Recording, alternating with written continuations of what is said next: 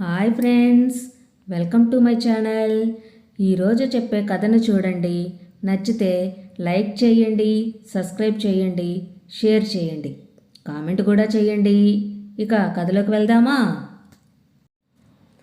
అనగనగా శాంతివరం అనే గ్రామంలో పాపయ్య తులసమ్మ అనే దంపతులు నివసిస్తుంటారు. తులసమ్మ చాలా మంచి స్వభావం గలది. ఎవరికైనా ఆపద వస్తే మాట సహాయం చేస్తుంది. ఓ రోజు తులసమ్మ అలా వెళ్తుండగా ఇద్దరు ఆడవాళ్ళు బయట గొడవ పడుతూ ఉంటారు. అది చూసి ఏం జరిగింది అని అడిగింది. అది కాదు పిన్ని, రమది మాది ఒకే ఊరు. కిందటి నెల మా ఊరికి రమ వెళ్ళింది. అప్పుడు మా అమ్మ నాకిమ్మని 100 రూపాయలు ఇచ్చింది. నిన్న మా అమ్మ మా ఇంటికి వచ్చి నన్ను అడిగేదాకా నాకు ఈ విషయం తెలియనే లేదు. నేను వచ్చి అడిగేదాకా ఇవ్వకుండా తన కాడే ఉంచుకొని ఇప్పుడు ఇస్తానంటుంది. అది కాదు పిన్ని గారు, వాళ్ళమ్మ శాంతికి ఇవ్వమని డబ్బులు ఇచ్చిన మాట నిజమే. కానీ నేను ఊరు నుంచి వచ్చినా నా పనుల హడావిడిలో ఆ విషయం మర్చిపోయాను. అవి తీరా ఇప్పుడు తిరిగి ఇస్తానంటే ఇన్నాళ్ళు నా డబ్బులు నీ దగ్గర ఉంచుకున్నావు కాబట్టి వడ్డీ ఇవ్వమని అడుగుతుంది. ఇది ఎక్కడి న్యాయం చెప్పండి పిన్ని గారు? 1 రూపాయి 2 రూపాయలు కాదు కదా పిన్ని, 100 రూపాయలంటే తన అవసరాలకు వాడేసుకొని ఇప్పుడు ఇస్తానంటుంది. అందుకే వడ్డీ ఇమ్మని అడుగుతున్నాను. తప్పే ఉంది పిన్ని గారు. నీకు సహాయం చేద్దామనే కదా తను అక్కడి నుంచి తీసుకొచ్చింది. తనకు మతిమరుపు ఉందని నీకు తెలుసు కదా. పైగా పనుల హడావిడంటుంది. దానివల్ల మర్చిపోయింది. అయినా ఎవరికైనా మర్చిపోవడం సహజమే. అలాగే తాను మర్చిపోయింది. ఇప్పుడు ఇస్తానంటుందిగా, తీసుకో, దానికెందుకు ఇంత రాద్ధాంతం? అలా ఇద్దరికీ సర్ది చెప్పి పంపించేసింది తులసమ్మ. ఆ రోజు సాయంత్రం రాధమ్మ తులసమ్మ ఇంటికి వచ్చింది. తులసమ్మ గారు, చిన్న సమస్య వచ్చింది. దాని నుండి నువ్వే ఒడ్డున పడేసే మార్గం చెప్పాలి. ఏంటే సమస్య? అసలు ఏంటో వివరంగా చెప్పు. వారం రోజుల క్రితం మన పక్కింటి సుమ వల్ల చేయించుకున్న బంగారు హారం నాకు నచ్చి నేను కూడా దాచుకున్న డబ్బులతో అలాంటి హారమే చేయించుకుందామని అనుకున్నా. కానీ డబ్బులు తక్కువ అవడం వల్ల మా ఆయన బీరువాలో పెట్టమని ఇచ్చిన డబ్బులతో హారం చేయించుకున్నాను. తీరా ఆ డబ్బులు ఎవరికో ఇవ్వాలంట. రేపు వాళ్ళకి ఇవ్వాలంటున్నాడు. నేనేమో వాటిని వాడేసుకున్నాను. నేను ఇలా చేశానని తెలిస్తే నా మీద కోపడతాడమ్మా. ఏం చేయాలో నాకు తెలియడం లేదు. ఈ సమస్య నుంచి నన్ను బయటపడేసే ఉపాయం చెప్పాలమ్మా. ఓసి, దానికంత భయపడాల్సిన అవసరం లేదు. నేను చెప్పినట్లు చెయ్యి.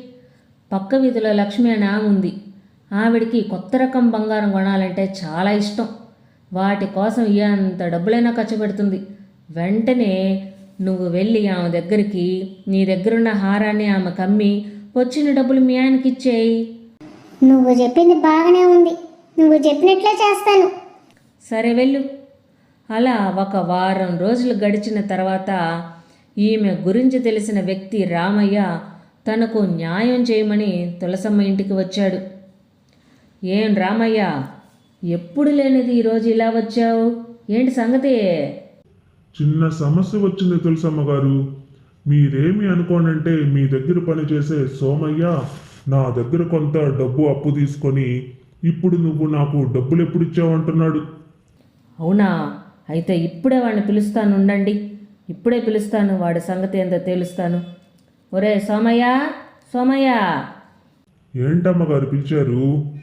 ఏంటిరా సోమయ్య, మన రామయ్య దగ్గర నువ్వు 1000 రూపాయలు అప్పుగా తీసుకున్నావంట. అంత బొట్టిదే అమ్మగారు. నేను ఆయన దగ్గర అసలు అప్పే తీసుకోలేదు. అయినా డబ్బులు కట్టమని అంటున్నాడు. నా వెంట పడుతున్నాడు. నిన్నటి వరకు 500 రూపాయలు తీసుకున్నామని అడిగాడు. ఇప్పుడేమో 1000 ఇమ్మంటున్నాడు అమ్మగారు. అయినా నేను తీసుకున్నట్లు ఆయన దగ్గర ఏమన్నా ఆధారాలు ఉన్నాయా? లేకపోతే నాకు ఇచ్చేటప్పుడు ఎవరైనా చూసారా? చెప్పమనండి చూద్దాం. ఇతను డబ్బులు ఇచ్చినప్పుడు అక్కడ అమ్మవారి గుడి ఉందట. అక్కడ ఉన్న అమ్మవారి గుడి దగ్గరికి వెళ్ళి అమ్మవారి పైన ప్రమాణం చేసి నువ్వు తీసుకోలేదని చెప్పమంటున్నాడు. నువ్వు వెళ్ళి ప్రమాణం చెయ్యి. అక్కడ అమ్మవారి గుడి ఎక్కడుంది? చుట్టూ చెట్లే కదా ఉన్నాయి. ఓ, అయితే నువ్వు అతని దగ్గర డబ్బులు తీసుకోనప్పుడు ఆ ప్రదేశంలో చెట్లున్నాయా లేక గుడి ఉందా అన్న విషయం నీకెలా తెలుసు? అంటే నువ్వు చుట్టూ చెట్లు ఉన్న చోట తీసుకున్నావన్నమాట. నువ్వే నిజం ఒప్పుకుంటావా లేక అతనిని అధికారి దగ్గరికి వెళ్ళి ఫిర్యాదు చేయమంటావా? లేదమ్మగారు, తప్పును ఒప్పుకుంటున్నాను, నన్ను క్షమించండి అమ్మగారు. అలా రామయ్యకు సోమయ్య నుంచి రావాల్సిన డబ్బుని ఇప్పించి సమస్యను పరిష్కరించింది తులసమ్మ. అలా 2 రోజులు గడిచిన తర్వాత ఊళ్ళో పెద్ద వర్షం పడింది. మరుసటి రోజు రాధమ్మ తులసమ్మ దగ్గరకు వచ్చి, తులసమ్మ గారు, మళ్ళీ నాకొక సమస్య వచ్చి పడిందమ్మా. మా ఆయనకి ఏం చేయాలో తెలియక తల పట్టుకొని కూర్చున్నాడు. నువ్వే ఏదో ఒక పరిష్కారం చెప్తావని నీ దగ్గరకు వచ్చాను. అసలు సమస్య ఏమిటో చెప్పకుండా దిగులు పడతావేమిటే? బియ్యం వ్యాపారం చేద్దామని మా ఆయన ఓ 10 బస్తాలు తీసుకొచ్చి ఇంట్లో పెట్టాడు. తీరా రాత్రి పడిన వానకి అవన్నీ తడిచిపోయాయి. వాటిని ఎవరికమ్మాలో ఏం చెయ్యాలో తెలియక పాపం మా ఆయన అయోమయంలో పడ్డాడు. అవునా, ఓ పని చెయ్యి. అవి ఎలాగో తడిచిపోయాయి కదా, వాటిని బాగా ఆరబెట్టి నూకాడించి పట్నం సంతలో అమ్మేయమను, నీకు లాభం కూడా వస్తుంది. అలా తులసమ్మ దగ్గర సలహా తీసుకొని ఆ సలహాను అమలుపరుస్తుంది రాధమ్మ. అలా 2 రోజులు గడిచిన తర్వాత రాధమ్మ మళ్ళీ తులసమ్మ దగ్గరికి వచ్చింది. తులసమ్మ గారు, మీరు చెప్పిన సలహా బాగానే పనిచేసింది. మీరు చెప్పినట్లే చేసినందువల్ల మాకు చాలా లాభం వచ్చింది. దాందేముందమ్మా, ఏదో నాకు తోచిన సలహా ఇచ్చాను, సలహా పనిచేసింది అంతే. వాళ్ళు అలా మాట్లాడుకుంటూ ఉండగా పక్క వీధిలోని వీరయ్య వచ్చి ఇలా అన్నాడు. రాధమ్మ గారు, మీ పిన్ని గారు కబురు పంపించారండి. మీ పిన్ని గారు అబ్బాయి మీ ఇంటికి వస్తానంటున్నాడంట. కిందటి నెల ఇలాగే అయితే మీకు కబురు పంపితే మీరు ఊరు వెళ్తున్నానని చెప్పారంటగా. అందుకే ఈసారి కూడా అలాంటి పనులేమన్నా ఉన్నాయేమోనని కనుక్కోరమ్మని చెప్పారండి. ఇప్పటి వరకైతే ఏమీ లేవు. అయినా ఏ విషయం అనేది సాయంత్రం చెప్తానులే. నేను మళ్ళీ పొద్దున్నే పట్నం వెళ్ళిపోతానండి. అందుకే ఏ విషయం అనేది సాయంత్రం కల్లా తెలియపరచండి అని అక్కడి నుంచి వీరయ్య వెళ్ళిపోయిన తర్వాత రాధమ్మ తులసమ్మతో ఇలా అంది. తులసమ్మ గారు, మళ్ళీ సమస్య వచ్చి పడింది. నువ్వేదో సలహా చెప్తావనే నమ్మకంతో సాయంత్రం కల్లా ఏ విషయం చెప్తానన్నాను. అసలు విషయం ఏమిటో సరిగా చెప్పు. అదే, మా పిన్ని గారు అబ్బాయి మా ఇంటికి 2 రోజులు ఉండడానికి వస్తానన్నాడు కదా. వాడు అసలే తుంటరోడు. ఏ పని చేసినా ఏదో ఒక సమస్య నా తల మీదకు తీసుకొస్తాడు. అందుకే వాడు వస్తానంటేనే నాకు భయంగా ఉంది. అందుకనే కిందటి నెలే వస్తానంటే నేను ఊళ్ళో ఉండడం లేదని చెప్పి కబురు పంపాను. మళ్ళీ ఇప్పుడు కబురు పంపించారు. పోనీ వద్దు అని చెప్దామంటే మా అమ్మ పోయిన దగ్గర నుంచి నాకు తల్లి లేని లోటు లేకుండా తల్లిలా పెంచింది మా పిన్ని. పిన్ని మంచిదే, కానీ వాణ్ణి చూస్తేనే భయం వేస్తుంది. ఏం చేయాలో పాల్పోవడం లేదు తులసమ్మ. నువ్వే ఏదైనా సలహా చెప్పు. మీ పిన్ని నిన్ను అంత బాగా చూసిందన్నప్పుడు, వాళ్ళ అబ్బాయి వస్తానన్నప్పుడు నువ్వు వద్దంటే ఏం బాగోదు కదా. ప్రతి నెల ఏదో ఒక సాకు చెప్పే కాడికి 2 రోజులు కాస్త జాగ్రత్తగా ఉంటే సరే. 2 రోజులు ఊరంతా అటు ఇటు తిరుగుతాడు. వాడికి కావలసినవన్నీ వండిపెట్టు. అలాగే వాడిని ఒక కంట కనిపెట్టు. అవునమ్మా, నువ్వు చెప్పేది నిజమే.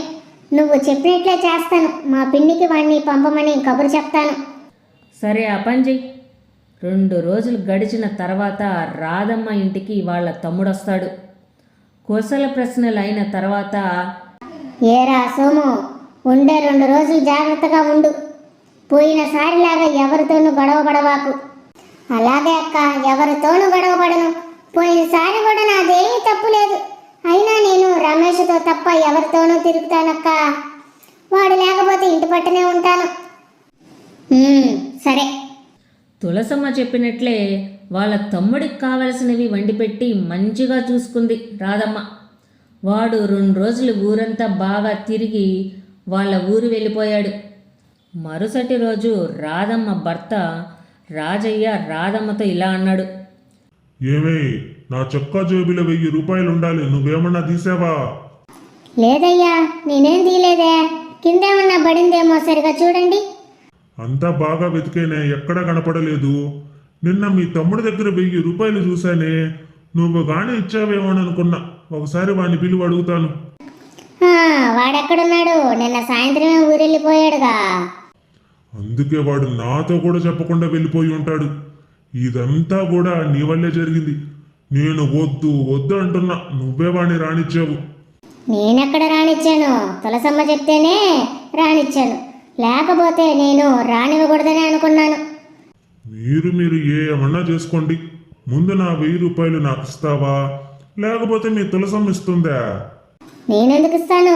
వాణ్ణి రానిమని చెప్పింది తులసమ్మ గారేగా, కాబట్టి ఆమెనే అడుగుతాను డబ్బులు అని రాధమ్మ తులసమ్మ దగ్గరికి వెళ్ళి జరిగిందంతా చెప్పి, వాణ్ణి రానివ్వమని చెప్పింది నువ్వే కాబట్టి నాకు జరిగిన నష్టం 1000 రూపాయలు నువ్వే ఇవ్వాలి తులసమ్మ అని అడిగింది.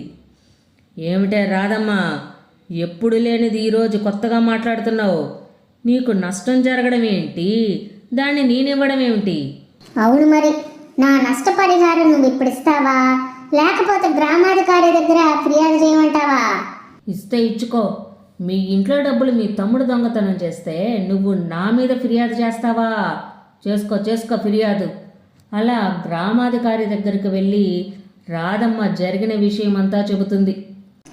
అయ్యా, మీరే ఎలాగైనా నాకు న్యాయం చేయాలి. ఆ నష్టపరిహారం ఇప్పించాలయ్యా. ఆ, ఆ, అలాగేనమ్మా, నీకు తగిన న్యాయం చేస్తాను. ఇప్పుడే తులసమ్మని ఇక్కడికి రమ్మని పిలిపిస్తాను. అలా తులసమ్మ గ్రామాధికారి దగ్గరికి వచ్చిన తర్వాత, ఏమమ్మా తులసమ్మ, రాధమ్మ చెప్పిందంతా నిజమేనా? అయ్యా, రాధమ్మ ఏం చెప్పిందో నాకు తెలియదు కానీ జరిగిన విషయం మాత్రం ఇదే.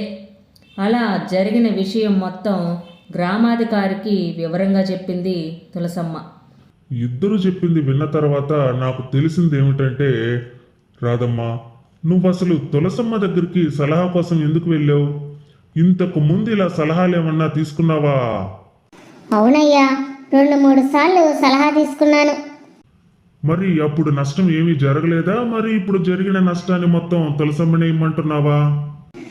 ఇంతకు ముందు నష్టం ఏమీ జరగలేదయ్యా. తులసమ్మ సలహా వల్లే నాకు నష్టం వచ్చింది కాబట్టి మొత్తం నష్టం ఆమె భరించాలి.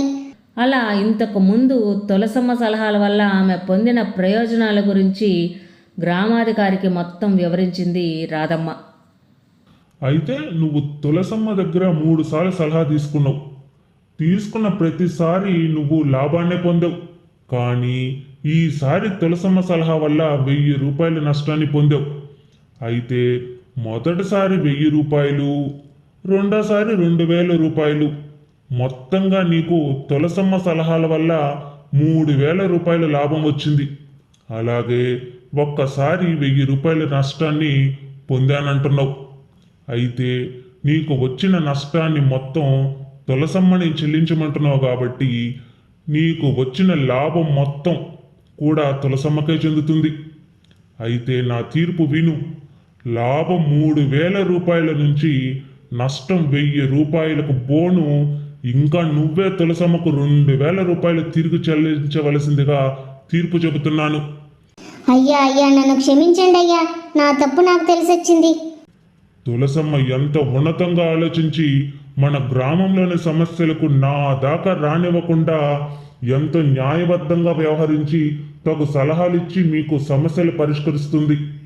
అలాంటి ఆమెను మీరు ఈ విధంగా ఇబ్బంది పెట్టడం మంచిది కాదు.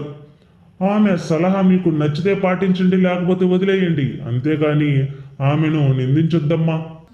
ఈ విధంగా గ్రామంలోని వాళ్ళందరూ తులసమ్మ సలహాలను పాటిస్తూ తమ సమస్యలను పరిష్కరించుకుంటూ జీవనం సాగిస్తున్నారు.